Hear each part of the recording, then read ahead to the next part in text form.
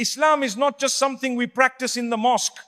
It's not something we put on for Friday and take off for the rest of the week. Islam is a way of life. It shapes the way we speak, the way we work, the way we treat our family, and even the way we think when no one is watching. But somewhere along the way, many of us have kept the label Muslim while letting go of the lifestyle. We pray, but our hearts feel distant. We fast, but our daily habits don't reflect the values of our faith. Today, I want to take you on a simple, step-by-step journey, a guide to living true Islam every single day. Not just in rituals, but in every part of life. My beloved brothers and sisters, if we want to bring Islamic values back into our daily lives, we have to start at the root, the heart. Because no matter how much knowledge we have, no matter how many good deeds we do, if the heart is not in the right place, the actions lose their true worth. Sincerity is like the seed of a tree. If the seed is healthy, the tree will grow strong and bear fruit. But if the seed is rotten, it doesn't matter how much you water it, the tree will not flourish. In the same way, our deeds are like branches and leaves, and sincerity, doing it purely for Allah's sake, is the seed that gives them life. Many people misunderstand sincerity. They think it's about doing things privately so no one sees. Yes, privacy helps protect sincerity, but it's not the full picture. Sincerity means that in your heart, you are doing something solely to please Allah, whether people are watching or not. It means you are not doing it for likes, followers, applause or praise. You're not doing it to fit in or to be seen as religious. You're doing it because you know Allah sees you and His approval is enough. Let's take an example. Imagine two people praying in the mosque. They both stand in the same row, recite the same surahs, bow and prostrate the same way. Outwardly they look identical. But in Allah's sight, one may receive full reward while the other may receive nothing, all because of intention. One prayed to please Allah. The other prayed because people were watching and he didn't want to look bad. That's why sincerity is so powerful. It can turn an ordinary act into worship, and it can also turn a seemingly good act into something worthless. Here's something that might surprise you. You can be rewarded for the smallest everyday actions if you do them with sincerity.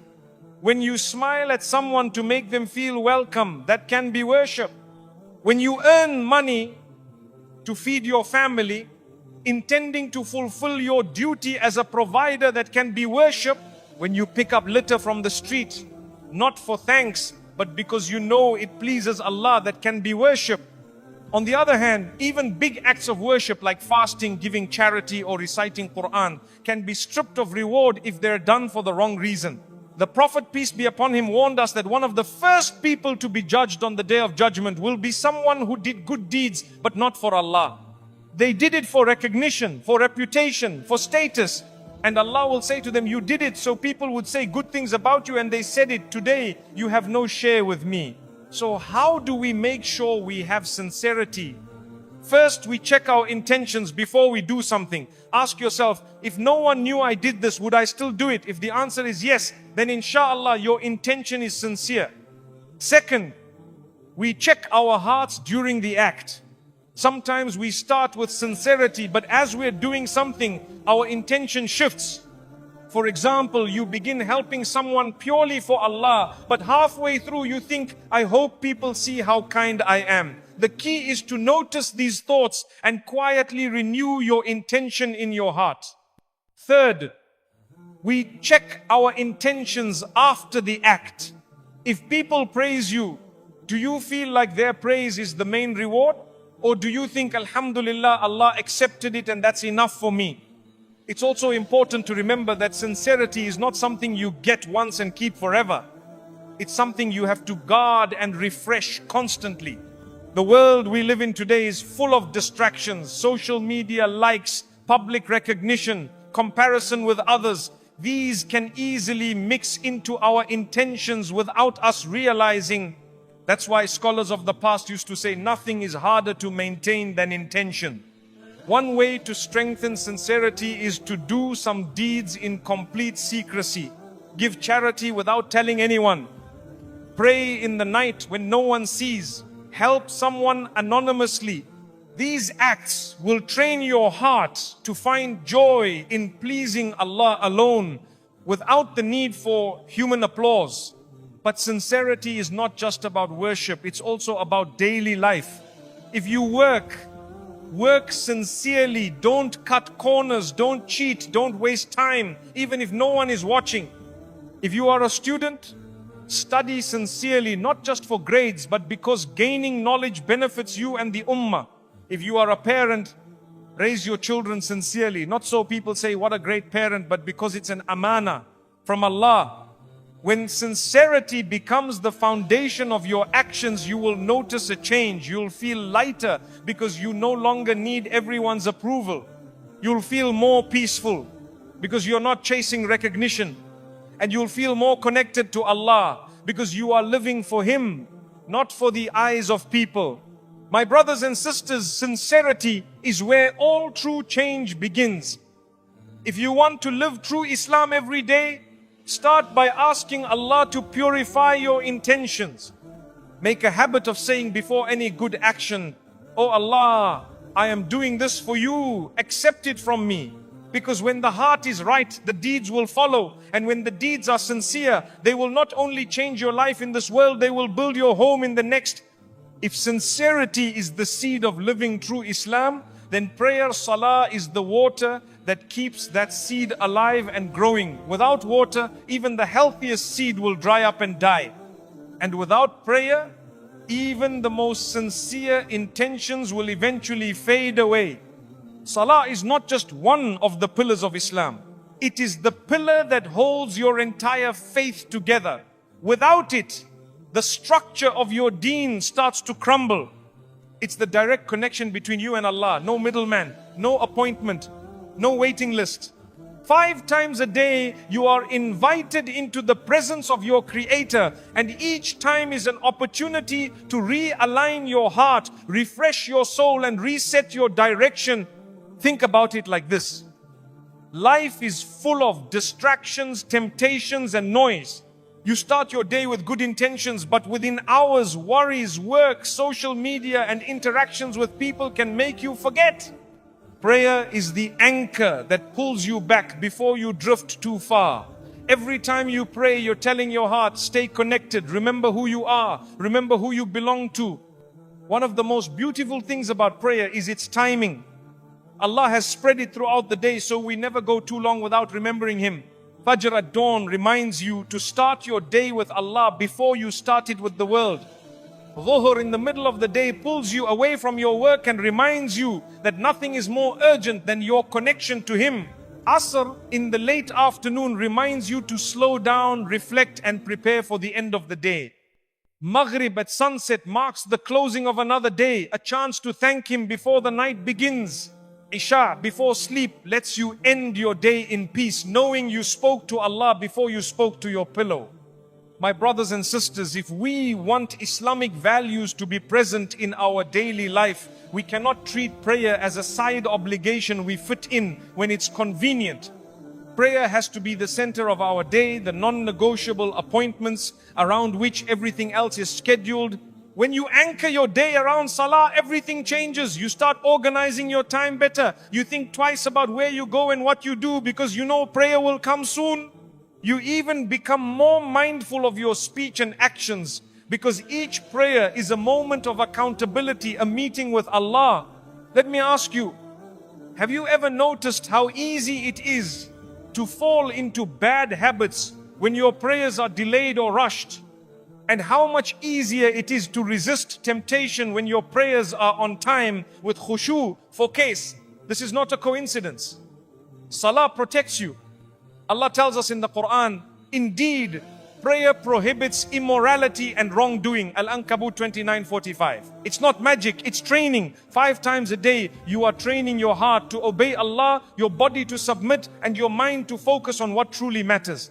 That discipline spills over into the rest of your life. Now, some people pray, but they still feel distant from Allah. That's because they treat prayer like a checklist, a quick stand, bow and prostrate.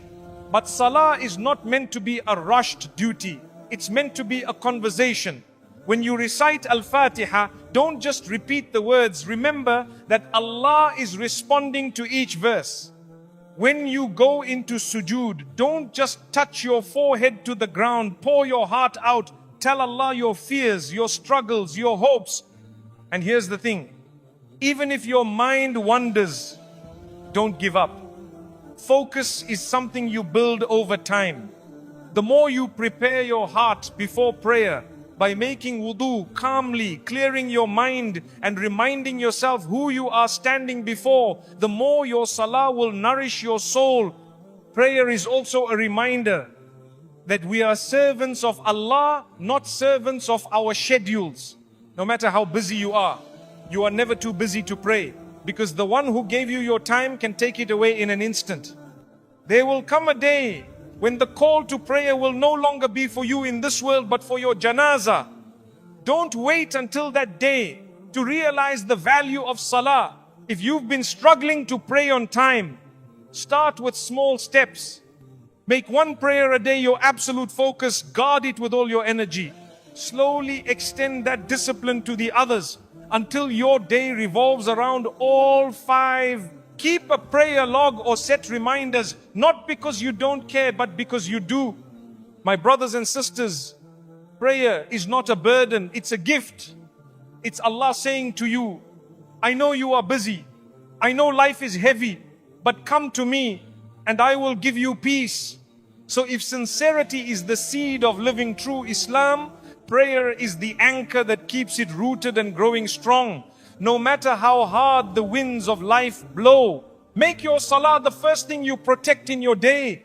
And you will see Islamic values naturally returning to your life, because a heart that speaks to Allah 5 times a day cannot stay far from Him. Our tongues are small, but they are among the most powerful tools Allah has given us. With just a few words, you can heal a broken heart, or you can break it completely. You can build bridges with people, or you can burn them to the ground.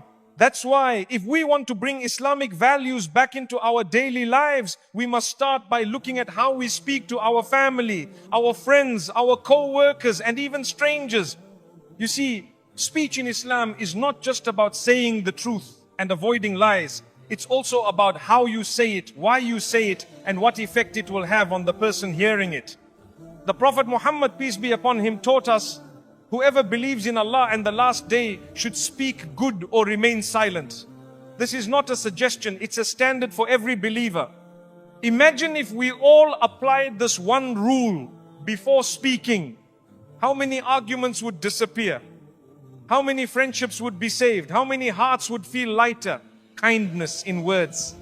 Kindness in speech is not about being fake or flattering people without meaning it. It's about choosing words that uplift instead of crush, words that guide instead of mislead, words that heal instead of hurt. Think about how you feel when someone genuinely encourages you. Even a small phrase, I'm proud of you, you're doing well, I believe in you, can stay in your heart for years. Now think about how long hurtful words can stay with you. There are people today still hurting from something that was said to them 10, 20 or even 30 years ago. That's the power of the tongue. It doesn't just create sound in the moment. It plants seeds in people's hearts that grow over time. If you plant seeds of kindness, they grow into trust, love and connection. If you plant seeds of cruelty, they grow into resentment, anger and distance. Truth in words. Kindness alone is not enough. It must be joined with truth. Islam is built on honesty, and lying, even small lies, chips away at the trust between people. But telling the truth does not mean you have to be harsh. Sometimes people think, I'm just being honest, when in reality, they are using truth as an excuse to be rude. Islam teaches us to speak truth with wisdom and compassion. For example, if a friend makes a mistake, you can correct them without embarrassing them. You can choose the right time, the right tone, and the right words so that your advice is accepted, not rejected. The Qur'an tells us to speak to people a good word, not just correct, but good. That means your speech should be truthful, but also beneficial and respectful.